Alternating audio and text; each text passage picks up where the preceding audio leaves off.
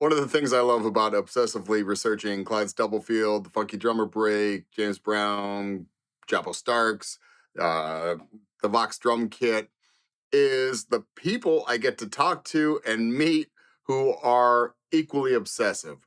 So I invited a couple friends, my friend Andrew Marsh and his good friend Lyric Jones, to come to the studio to talk about this set of Vox drums, which is, as far as I can tell, identical to what Clyde and Jabo were playing with James Brown in the late 60s, and talk about, Clyde's legacy, the funky drummer breakbeat, what the 50 years of hip hop means, and how does Clyde Stubblefield and the funky drummer break fit in there.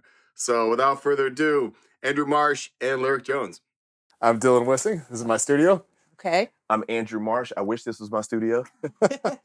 And I'm Lyric Jones, artist, drummer, and I'm happy to be here. So what brings us all together here in this room is the awe of this drum set that is on the side of the frame here, this Vox drum set, this red drum set. Now tell us what's so special about this replica here. Well, I think what really brings us into this room is Clyde Stubblefield. Absolutely. James Brown's drummer. Yeah. Let's start with it. Yeah, all right, we'll start with Clyde Stubblefield. I've been obsessed with Clyde since, for me, it was Public Enemy, Fight the Power from 1989. Yeah, Do the Right Thing. It was, Said it right in the record. yep.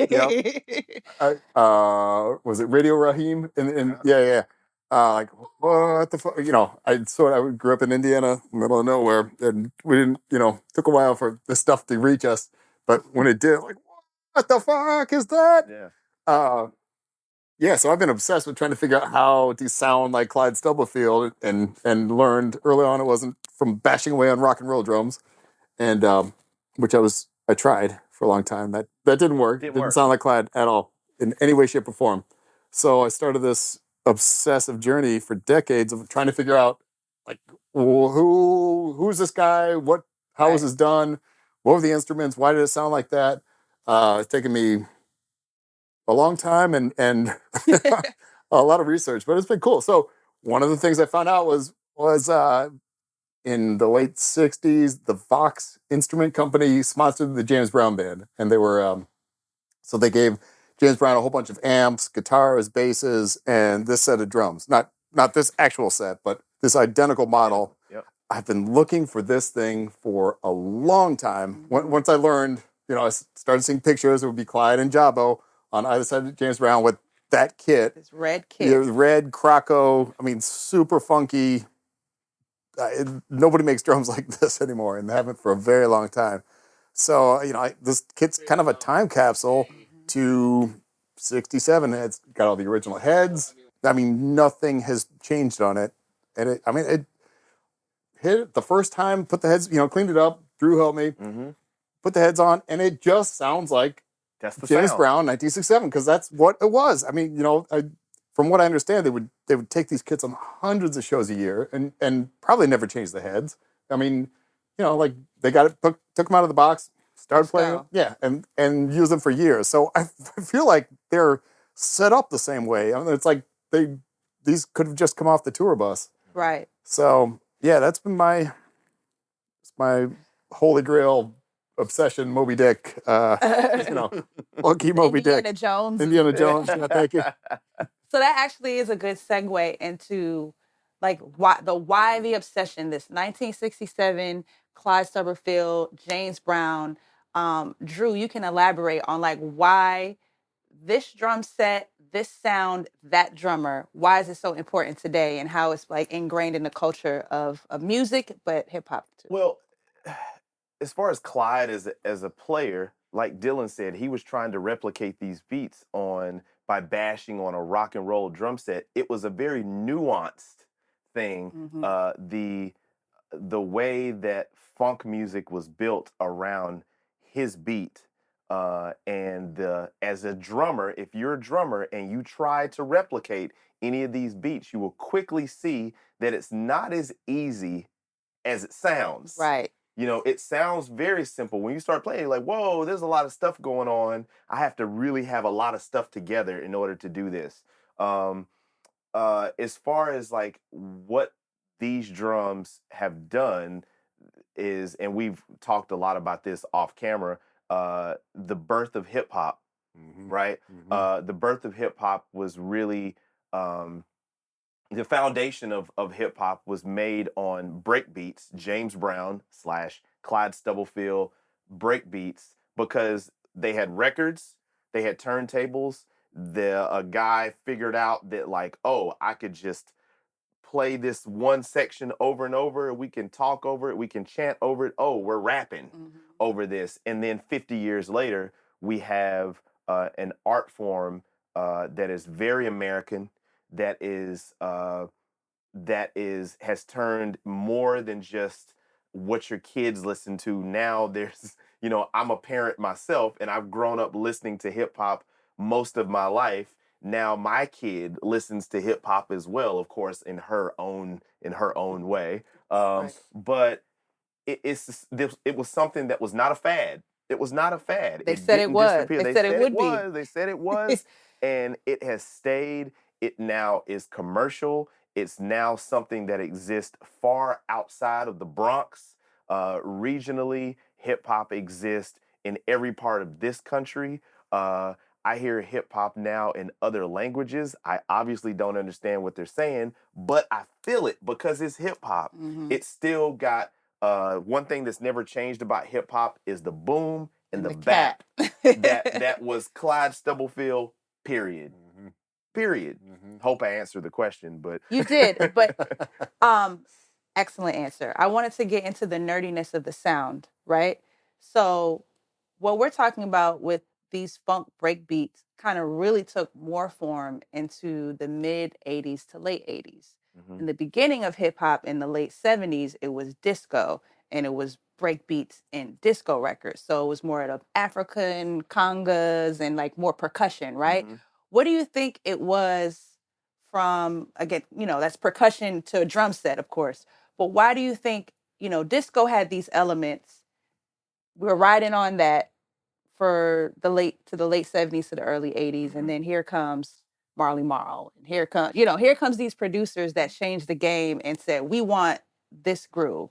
Why do you think that the sound of these drums was the literal palette for that groove? What do you think about that pocket? Why did that change the DNA of hip hop from disco breaks to this now? What do you think it was about the sound? Well, hip hop started with a block party. Right. But it was disco originally. Right. But it was younger people at the time, and they wanted to party. Younger people from generation to generation always feel things differently. And they party differently as a result, right? And I think there was just something about that breakbeat in the James Brown records that they had already grown up hearing that it was just funky. It made them want to party. It made them want to move. And that would be what I would think, not being there, obviously. Of course, yeah. But I mean, it's undeniably funky. I mean, James Brown said, keep it funky. Keep it funky. He said, ain't it funky now? Ain't it funky? Keep it funky. Like it's undeniable. When you hear it, you can't help but be like, ooh. But that's what I'm getting to. Is it the kick? Is it the way? Is it the ghost notes of the hi-hat and the snare? All of it. It's like all of it. Okay. It's this thing he created. Like nobody's done it like him ever since. I mean, I've spent decades trying to replicate it, but I can't do it. No one can do it. It's the simplicity. Is it the tuning? Is it the... We were off camera and Dylan was talking about how someone asked him, they wanted to break it down. They wanted to isolate it. Right. They wanted to understand it. So they were saying, Dylan, play the bass drum with the right foot and the hi-hat so we can hear how that interacts with each other. It doesn't work like that. Right. This was an overall groove. Yeah. That you had to, that it all, like the hi-hat and the bass drum is a hand in the glove. It's just so organically just belongs together. It's peanut butter and jelly and Kool-Aid and sugar. Well, along with the groove of that drum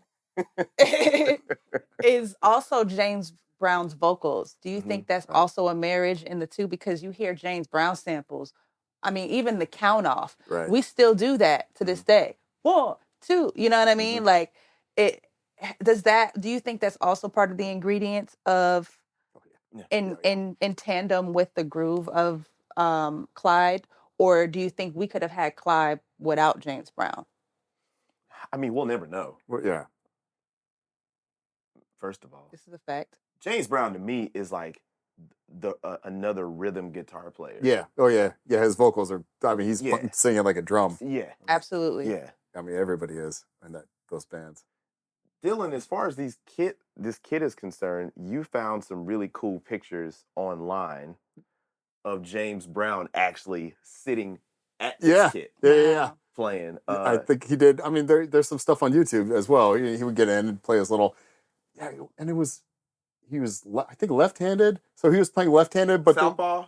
Yeah, okay. But he was sitting on Clyde and Jabo's kit, but I think he was playing his left hand on the right cymbal, but his right hand is traditional. So he's like, it looks so weird, and it's cool. Is there Clyde and Jabo are better. There's video of that? Yeah. It's like live in Italy or something later in the 60s. Interesting. It's cool. It's like, okay, all right, James. Yeah. Put Clyde back on. I mean, I've played in bands before where the band leader has an idea and it'll be like, just let me sit down real quick at the drum so I can show you this. And, whether I'm shown or not, I don't know. But as the drummer, you're trying to kind of like see what they're talking about. But I can only imagine if like James Brown's like, let me show you though. Right. Can you imagine? That'd be so crazy.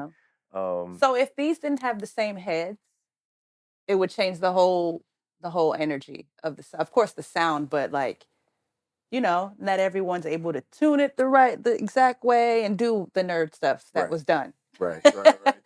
So like you said, all of that is a marriage. The tuning, the simplicity of the set, the groove of Clyde. I mean, you've got a very similar Vox set to this one, but it has brand new heads, and they don't sound the same. No, it's not the same. It's still a vibe, but it's not the same. Heads, I mean, the plastic is aged. Right. The plastic was probably a lot different than the mylar that's used these days. Right. To make heads. Those are Remo on there, right? Yeah, good investment. But I think they're thinner than modern heads. Probably. Like everything's just, probably. Yeah, it's all changed in 50 some years. When something gets locked into a recording, and then we hear it for our entire lives, like that is something that is just, I don't know. I'll never not know. Yeah, it's just captured. It's captured, and it's so cool. It was so cool. First time I came down to Dylan's studio to see these drums in person for the first time, and see all of these original parts. Like, I felt like we were going on some Back to the Future type mission. Like, should give like little, little New Jersey tours. Make it part of the hip hop 50. For real. Real shit. Because like drums, a lot of instruments, but definitely drums, they get like pushed to the side. Oh yeah. They get thrown into so a many garage, into a shed, into an attic. Oh yeah. And so to see a drum set this intact and that, it's seen some. I mean, it's seen some years. It's seen some decades. Yeah. It's lived. But it's here. It's got the sound. It still functions in the way it's just a beautiful thing. Yeah. But it was also cool. We were listening to the isolated track from the Funky Drummer, the actual recording of just the drum. You can hear some bleed from the rest of the band, but like there it is. That's the sound. That's the right. Sound. And it's cool to hear. It's like it's one mic, I think. Like one that's overhead. It. Yeah, probably one overhead. Wow. Maybe there's two, but clean. Yeah, that's clean. It's just super simple. It's like, and that's a sound we spend all this time, like to actually recreate that now. It's a really time-consuming, expensive job, and you need a bunch of people who really know what they're doing to do what Clyde just mic, drums, play. That was it. That was his. Not it. I don't mean to minimize it. But it was just Clyde just playing, and he stick a mic over it, and like cool. And then 50 some years later, obsessing over, well, how can I sound exactly like Right. that? Mhm. Oh Who my would've- God, who it's would've so much thought? work. So much work. Speaking of which, Dylan, talk about with another special thing about this kit is you found this kit with a matching snare drum. Yeah. But from all the pictures in your research, And just sonically. sonically, that was not the snare No, drum that not was at all. used. So talk No. about that a little So bit. yeah, the what I'm told is that they hated the snare drum that came with this kit, Mhm. and I have it. It sounds kind of cool. To me, it has more of an Al Jackson at Stax kind of sound. Which is darker and yeah. less attack, less pop. Yeah. Mhm. But they wanted the Ludwig Superphonic, which I think is the world's most recorded snare drum. I mean, it's that if you were gonna recreate any hip hop sample, that's probably the only drum you need, really. Like Ludwig Superphonic. Educating y'all. Yeah, I mean, like, get one of those, get an old one, because as we were saying, the parts are, the old ones, the parts are thinner, lighter. They're not as heavy duty as today. But hey, there it is. That is the snare drum. The Ludwig Superphonic is the sound of hip hop. Shout out snare to drum. my mom for buying me a Ludwig Superphonic when Yes. I was 10. That was my Very first forward snare drum. thinking of your mama. And she financed it. Yeah. And paid on it monthly until she paid it off. And I still have it. I still have it. Shit ain't cheap. No. I love that, like, just listening to the isolated tracks too, just hearing how clean Clyde was. Like, he sounded like a metronome, like the hi-hat in and of itself, because that's what I hear first. You know, like I hear kick snare, whatever. But when I just hear that just locked in, like that is the beauty of that in and of itself, because that's why it can be so sampled.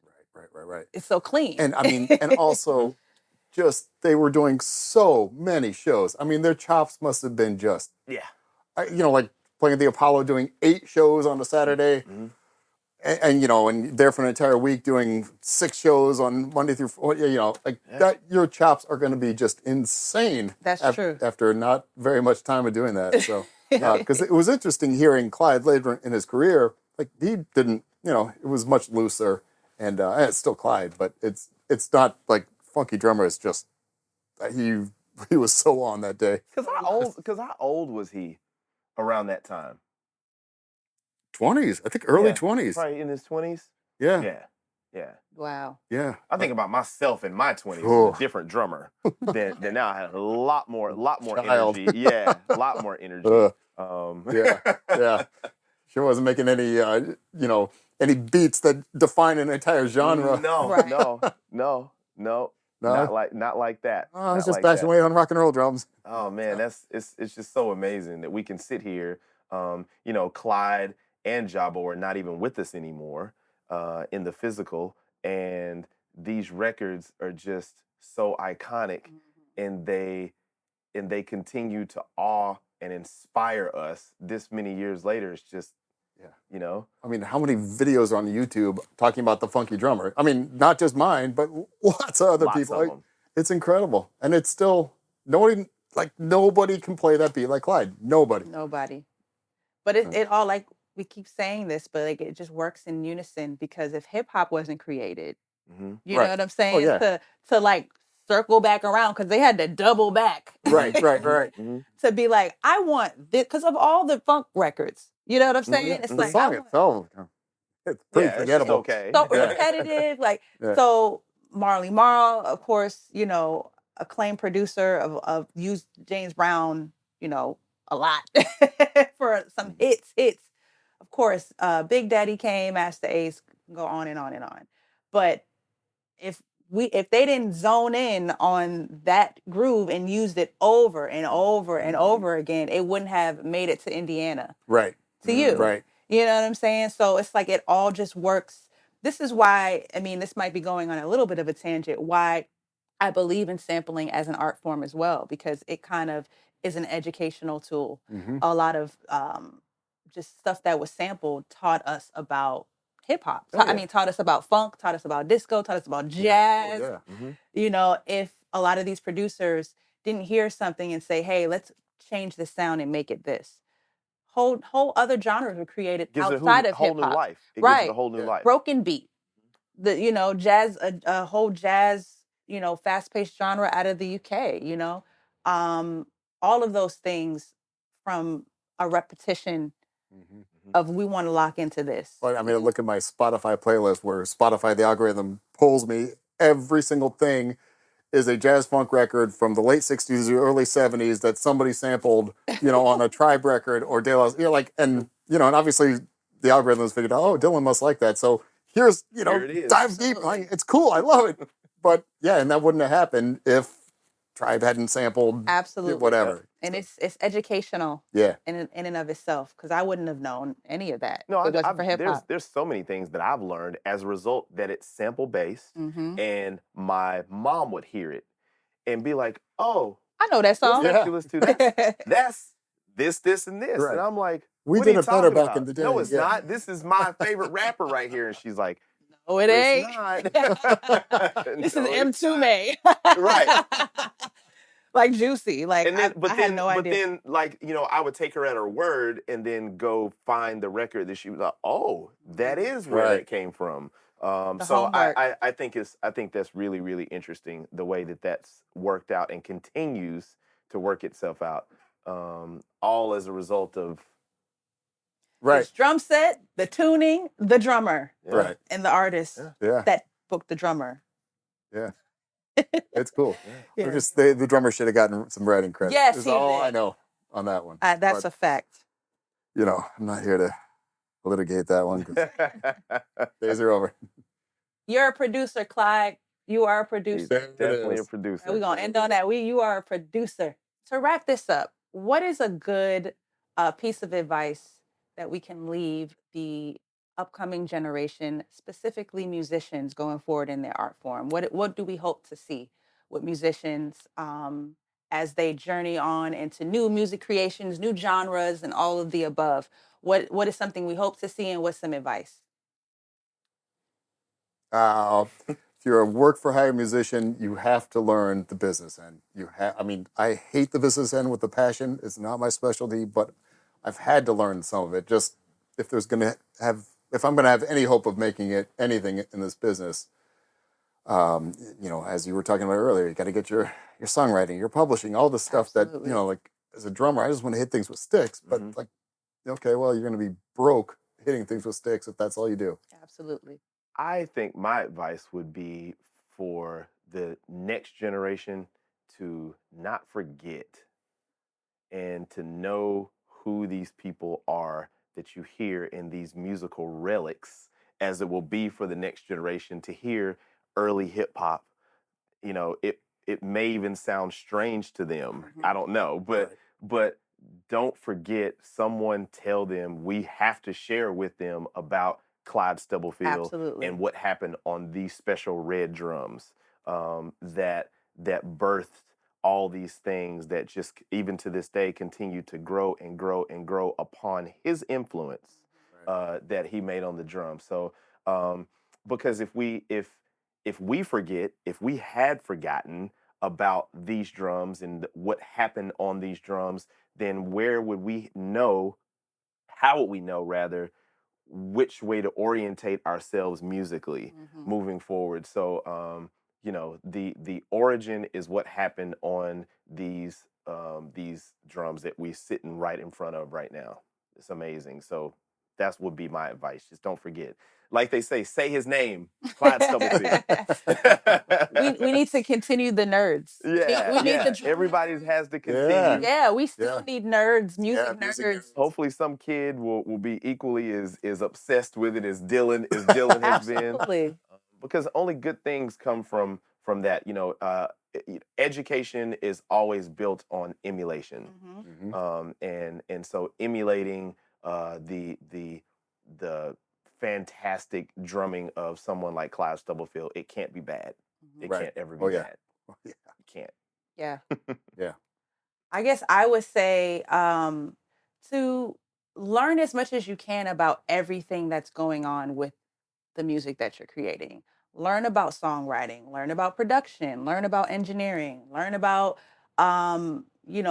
every melodies, theory, and look at yourself as more than just the craft or skill that you're called to do at the time.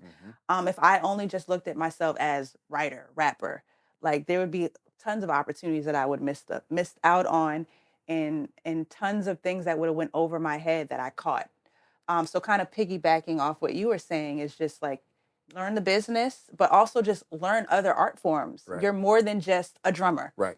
That's why, and it's like, Clyde, you are a producer. Right. Yep. So learn what it means to And a writer. arrange a song. Yeah. And wear that with pride, with your chest poked out. Like, hey, I have insight and I have creative depth in that as well. That's what I would hope. That's what I hope to see with future musicians, particularly musicians, is to see themselves as more than just work for hire. That your creative input, your feel, Clive Stubberfield's feel, you can't duplicate. Right. I mean, we've tried, but that's unique to him. It was as Right. unique as our fingerprints Right. are to us. Right. I know that's cliche, but I mean, it's like, That's exactly what it is. Yeah, It's yeah. your fingerprint. And everyone's trying to recreate that. You like it's in a museum, it's a music museum of Right. what we're trying to, replicate. But if everyone started to move that way, wow. You know what I mean? Mhm. Like everyone is a part of a song, a record. Everybody whose brains come together for that is important. So I just hope in the future that we all see each other as equally important and not, oh, the person with the mic is the most important. Oh, the person that engineered is the most important and mixed it.